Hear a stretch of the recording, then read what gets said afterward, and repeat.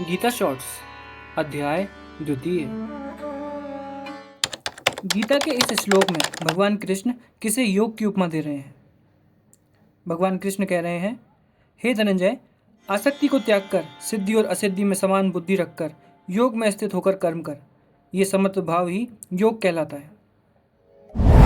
समता ही योग है, लेकिन समत्व पाना आसान नहीं होता।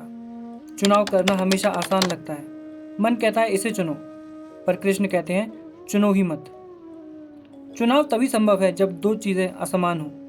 जब एक को शुभ और दूसरे को अशुभ समझा जाए, तभी तो मन किसी एक को चुनता है। पर कृष्ण कहते हैं सिद्धि और असिद्धि, सुख और दुख, लाभ और हानि, इन सब में जब समान दृष्टि हो जाए तभी चुनाव समाप्त हो सकता है। लेकिन फिर सवाल उठता है, क्या समता जड़ता हो सकती है? क्योंकि एक जड़ व्यक्ति या नशे में डूबा हुआ व्यक्ति सुख दुख, जीत हार में फर्क महसूस नहीं करता। लेकिन कृष्ण की समता बेहोश समता नहीं है, वो एक सचेतन समता है।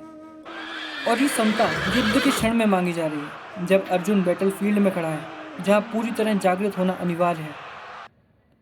कृष्ण की समता का अर्थ है दोनों चीजों के द्वंद्व में निर्द्वंद होना। लेकिन ये होगा कैसे? क्योंकि अगर निर्द्वंद होना भी आप चुने तो ये भी एक चॉइस हो जाती है। योग में समता को चुना नहीं जाता, उसके लिए जिया जाता है, उसको पाया जाता है। ये सिर्फ एक बुद्धि का बोध है कि मैं द्वंद्व से भिन्न हूं, और जहां ये समझ आ जाता है, निर्द्वंदता अपने आप फलित होती है।